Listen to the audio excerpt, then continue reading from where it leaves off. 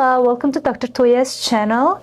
Today I'm coming to you from beautiful city of Chicago, Illinois, United States of America, with a special guest. It's my pleasure to introduce Dr. Tom Lob, world-renowned surgeon and pioneer and leading expert in regenerative medicine. Hello, Dr. Lob, welcome. It's a pleasure to be here with you, Tuya. Thank you. So I would like to introduce Dr. Lob. Dr. Lob completed his general surgery and training at the Ohio State University hospitals and his pediatric surgery training at the Children's Hospital in Columbus, Ohio, now known as Nationwide Children's Hospital. He's a highly skilled surgeon who's trained hundreds of physicians across the United States and around the world. In 2008, Dr. Lob launched his first stem cell therapy and anti-aging clinic in Beverly Hills, California. Since then, he's expanded his practice across the country. His primary clinic now operates here in beautiful city of Chicago, Illinois. With over 30 years of experience, Dr. Lob is considered a leader in the field of stem cell therapy, known for combining cutting-edge science and compassionate care. Few physicians match the depth and breadth of the Dr. Lob's expertise.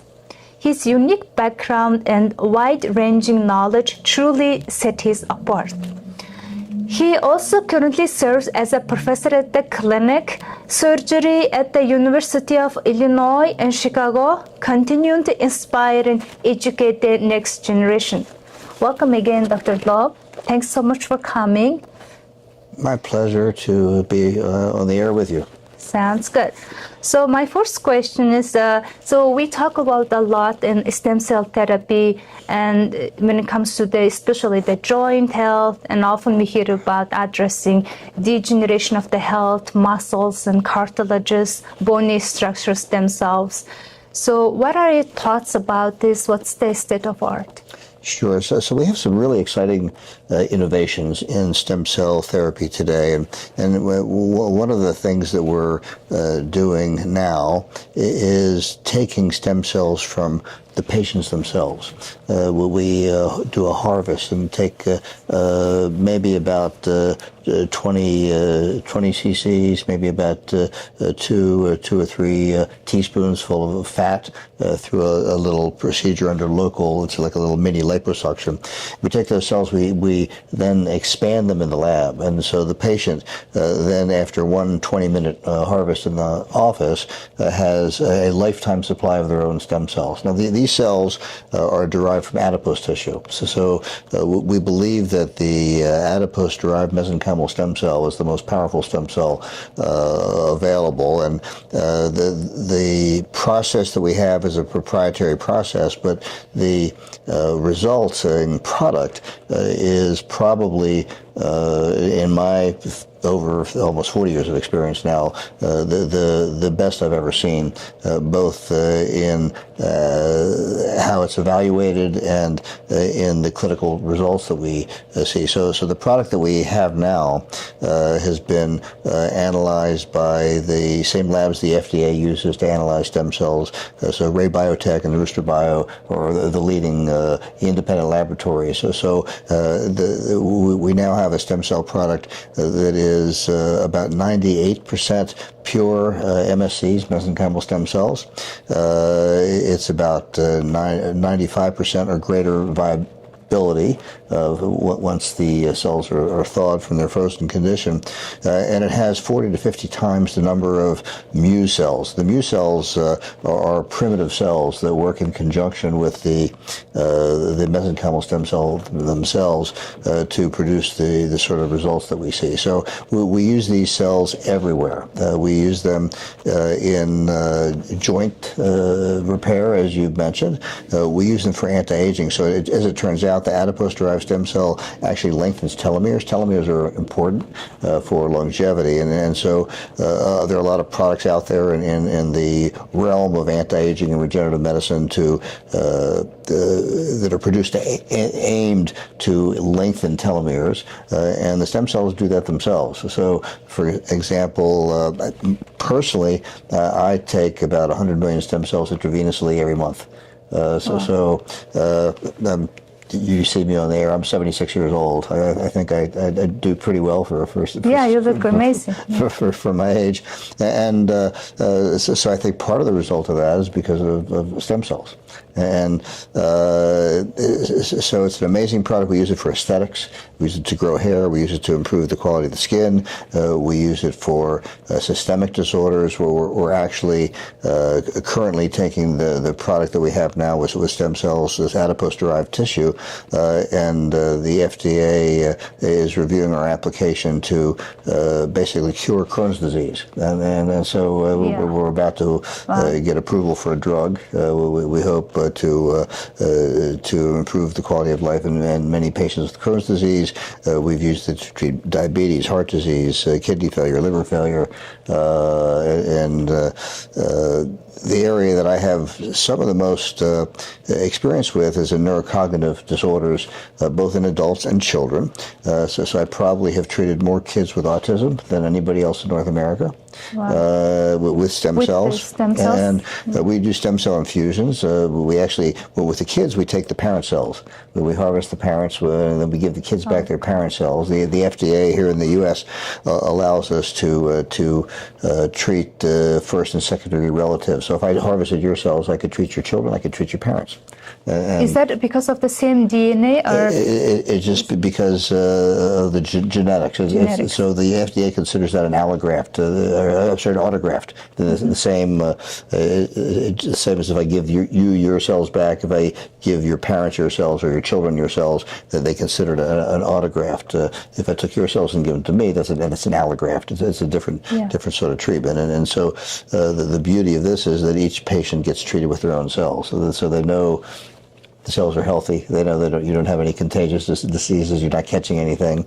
So these are live cells, and so there's no manipulation or adding enzymes and anything. Like it's kind of like so these are pure stem cells. We there are a lot of other processes out there that use chemicals and toxins to prepare the cells. The common cryopreservative to freeze these cells is dimethyl sulfoxide, DMSO, and it's got sulfur in it. So there's about 15-20% of the population that has a high allergy to the sulfur, and they have a bad reaction. So those cells have to be thawed, they have to be washed to get the sulfur out. We don't do that. So we have a proprietary, basically a sugar-based cryopreservative that doesn't have any toxins in it. So we don't use thimerosal to store or transport the cells like some products do. We don't use DMSO. It's a very clean product, so we don't have to add anything to it because the cells are magic.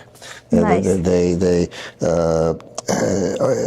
actually are exosome factories. People talk about exosomes in regenerative medicine for skin and other things, and so each vial of our stem cell product currently has about 10 million cells. So each of those cells produces about 10 million stem cells a day. So what about the viability and longevity? And they live in the body, these stem cells, about 3 to 4 months on average. So if I give one vial of 10 million stem cells over the lifetime of those cells in the body, we produced about 17 trillion exosomes. Because patients always ask me, well, should I have, are exosomes better? Well, exosomes like a snapshot in time. It's like what you have. And, if I give exosomes, they'll last for hours, maybe a day or so at most. But if I give stem cells, they're going to last in the body for months. And so it's really an amazing innovation in regenerative medicine. And I think it's one of the most innovative additions to this whole concept of trying to extend our healthy lifespan. Great. So since we touched upon the autism, so what about if there's a lot of kids with the sickle cell disease, right? Sure. Sickle cell anemia. Have you tried any? Yeah, so sickle cell is a different, it's a metabolic disorder, and they're actually doing stem cell transplants with sickle cell patients, but it's a different kind of stem cell transplant. So that's where we wipe out their bone marrow and then give them cells back from a donor. So it's a stem cell therapy, but it's not the sort of in-office type of procedure that we can do that we're talking about today. Yeah. So I remember, like, if the patients get the MRI of the joint, when they break it down and then get an MRI of the joint, and then after probably like 6 months or so, they get a follow-up MRI, and which shows very much improvement. So have you done any like randomized trials on how fast when somebody uses the stem cells and versus somebody doesn't use the stem cells? Yeah, so I really rely mostly on what the patients tell me. We have a trial going on right now for osteoarthritis in the knee in particular, and so we take moderate to severe osteoarthritis, and we're doing stem cells, and we don't have the results of that study yet, but the patients find relief. And I will say one thing about stem cells, and the reason I like to do the harvest. So you have essentially an unlimited supply after one procurement. Is that stem cells? It's a little bit like treating diabetes. With a diabetic, you don't just give a shot of insulin and he's cured, right? Exactly. So the stem cell treatments, to be most effective, especially for systemic problems, have to be given repeatedly at intervals. So for example, the kids with autism, I treat these kids about every 6-8 weeks. With an IV infusion of their parent stem cells. And I have some kids who were moderate to severe autism by diagnosis, and I've been treating them for 6, 7, 8 years, and they're in normal school, behave normally, maybe a few little quirky things about their personality, but they're really interacting normally in society, and they don't need special education or special therapy. So since you're giving the therapy in a regular intervals, what about the grafting? Does it have to be grafted, or you're gonna just save the cell and bank it out? Right. So once we do the harvest of this tissue, the way we currently do it, and the company that we do this through is a lab. It's called L2 Bio. So the letter L, the number 2, and the word bio, so L2 Bio, and you could look it up online, l2bio.com, and it's a remarkable lab. So they do a harvest. So if we took your cells today, for example, your cells are then ready, and we store them in the tissue bank. So they're ready for you anytime that you want them. So when you need some cells, you call the lab and say, send me some cells. Kind of amplify it and save it and amplify it. So they grow in cell culture, and they grow naturally. We don't force them. There are some operations that actually force the growth in a device called a bioreactor. They make lots of stem cells quickly, and we know scientifically that actually predisposes these cells to mutations, and so we don't want to grow tumors. We just want natural growth in the cells, so we let them grow naturally. So it's a slower process, but basically we have an unlimited lifetime supply of these cells, and we store the seed cultures essentially in the tissue bank, and when we're ready to grow some more, we thaw them out and start growing more. Yeah, so I understand that if it's like a joint, a local infection or local things, osteoarthritis, things like that, we do a local injection probably, right? So, but what about the systemic autism? Do we do IV or how it works? Sure. So for the local injection, it might take. We know, for example, to heal the joint, I only need about 500,000 stem cells. Now these, of course, they come in 10 million per vial, so that's phenomenal. It's either overkill if you give a vial of stem cells, or you could use them on multiple joints. When we do it intravenously, we know that a number of the cells, when they flow through the body, they get trapped in the lung, but we rely on the numbers. So not all of them get trapped in the lung. Some go into the system. So we rely on that process to essentially overwhelm the system with the number of stem cells, so enough get into the system to do the healing. Now, I tell my families the stem cell is like a little ambulance. It's it's got all the tools it needs to repair, but it doesn't know what it's supposed to do. So it runs around the body until it through cell signaling, finds an area of inflammation or an area that needs repair, and then it just settles there. And so that's really how it works in systemic disorders. So it finds the area where it needs to work. It may be inflammation in the brain. It may be multiple joints inflamed with arthritis. It may be a sick pancreas in the case of diabetes. It may be a sick liver and liver failure, that sort of thing. We use it to help prevent rejection for kidney transplants, for example. So it's got a lot of uses. But part of that is because it's essentially an immature cell that doesn't really know what to do until it gets some direction. And so once the body signals and says, listen, I need some help over here, and that's where the cells go. Got it. That's phenomenal. So what about if somebody has like a pre-cancerous, in the beginning of the pre-cancerous cancer patients, how do we approach it? Sure. So it's very interesting. So, of course, this is an alternative approach. The standard cancer treatment is to give chemotherapy, radiation, and that sort of thing. And a number of those treatments, especially some of the immune therapies for cancer today, can actually interfere with the stem cell activity. But when I have a patient who the doctors have given up on, I add stem cells to the mix, and part of the reason is the stem cells actually help boost the patient's own immune system. So stem cells have four basic functions. They are anti-inflammatory. They're very highly anti-inflammatory. So they're like a natural steroid. But it doesn't have the bad side effects. There are no side effects. They're your cells. You don't have any sequelae from the treatment other than the body healing or the body detoxing naturally or something like that. So they're anti-inflammatory and they modulate the immune system. So if the immune system is overactive, it'll tone it down. If it's not sufficient to handle the load of cancer, for example, or some autoimmune problem, it's actually going to boost the immune system. So we have patients like with myasthenia gravis, that's an immune disorder, or certain joint diseases like rheumatoid arthritis, thyroiditis, diabetes, those sort of things that have some immune component. The stem cells actually are beneficial because they boost the immune system. Stem cells are regenerative, so they actually help generate new tissue where the tissue needs repair. And part of that is the stem cells themselves may convert over to cartilage, bone, muscle, things like that.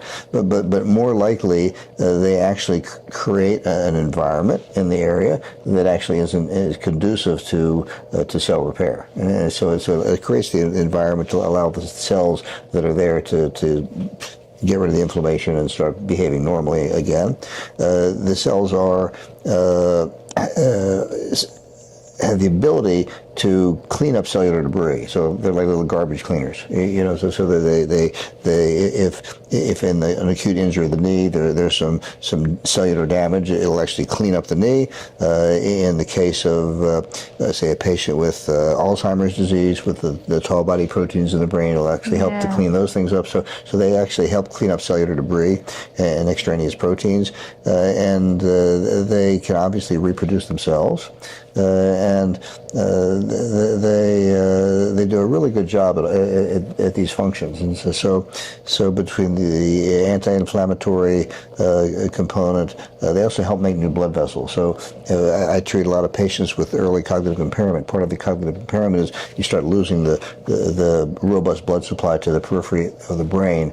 So we get MRIs in older people. The report says, the brain's shrinking and it's got a pruning of the blood supply. So the stem cells actually help with that or prevent it, and they clean up the debris and they regenerate. So all those functions together make for a very powerful agent to create the ability of the body to help regenerate itself and heal itself.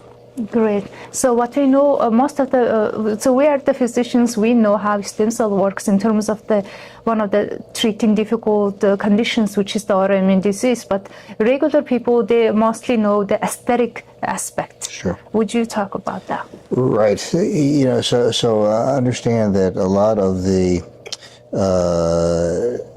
ravages of aging affect the skin, part of that is inflammation in the skin and disrepair. So one of the things that stem cells can do when applied to the skin, and we use them for almost any ablative procedure. So what we do, microneedling or laser or anything that actually creates some injury, then we give the stem cells. The stem cells help build the collagen, rebuild the elastin and elasticity, help the skin glow and help it look good. So we use it for skin. We use it for hair growth, for men and women who are getting bald. I'm sort of a hopeless case, but I never tried actually because I'm so used to this. But there are a number of people who begin losing their hair, and they say, "Wait a minute, I don't want to lose my hair, so let's use the stem cells to help restore that."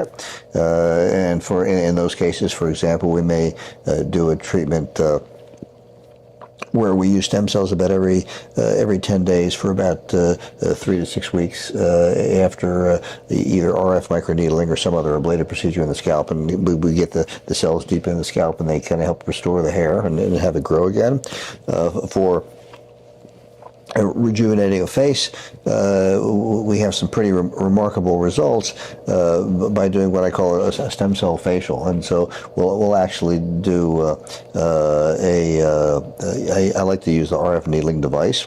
And we'll kind of go a deep layer and then add stem cells, and then medium and add stem cells, and then shallow and add stem cells. And we get stem cells at all the layers of the skin, and it just helps the skin repair and restore the collagen and restore the lost elasticity of the skin. So it's very effective for cosmetic procedures. Very nice. Yeah, I remember you showed me one picture. It was like it showed a drastic improvement in the skin. It was magic. In months. So we'll take 10, 15 years off somebody's appearance with a properly done stem cell facial. That's very nice. But at the same time, feeling good, and then internally is one of the most important things when it comes to joints and movements. And well, our focus is healing people from the inside out. If your inside's not well, no matter what you put as window dressing, it's not going to last. So for a lasting health and lasting wellness, we want our patients to be healed from the inside out. So I like to combine both intravenous treatment and superficial treatment for the aesthetics, and use them both together. So. Great. So when it comes to the harvesting, so let's say there is one family members, and then probably definitely harvesting the adipose tissue from the youngest member. How young person can be harvested? Sure. So, well, they have to. We do this under local, so they have to be mature enough to sit there under local. So I've done it on teenagers. I can take it from anybody, but the fact of the matter is, if it's a family, we don't have to take it from the youngest member. I had one gentleman. He was 95 and he had a stroke. And so I took his cells, and you have to remember when we grow these cells and they start dividing, they become brand new baby cells again. So the concept of he's too old to make good stem cells, that's not really the case, because the cells in the fat, in the adipose tissue, are like sequestered in little time capsules, if you will. So they're preserved, and so when we release them and get them out of the fat cells and the fat tissue, and then have them growing in culture, they're as good as the young cells. The difference is maybe in an older person there are not as many. So babies, we have lots of stem cells. As we get old, like me, maybe you don't have so many, but it's I'm proof of the pudding. I mean, I'm 76 years old, so I have my 70-year-old stem cells, and they work just as well. So I'm happy with the results. So when it comes to the adipose tissue, what is the difference? I know, like, some people take the umbilical cord and Wharton jelly. Which one is better? Is there any like? Yeah. So there's thousands of papers in the literature to support. We know what the adipose-derived cells do. The cells in the Wharton's jelly and the cells in the umbilical tissue, they're just not as many. There's a lot more of the fat. So part of it is numbers. Part of it is the cells they're just better cells. There's, for example, umbilical cells Wharton's jelly cells don't lengthen telomeres. Adipose do. So that's just one example of many others where the adipose is so far superior, both in numbers and in quality and in their effect, that I find I don't have to use as many of the stem cells derived from fat as I do if I try and give umbilical cord cells or some other product, partly because of viability, partly because there's just not as many, partly because the quality of the cells aren't as good. So the other thing is cost. If I harvest your cells, they're relatively cheap. So in the U.S., as an example, so you might pay $2,000-3,000 for a vial of stem cells that are umbilical cord cells. Or now other countries may have different prices, but just as a reference. But if I harvest your cells, it's $500 per vial. So it's a huge cost difference.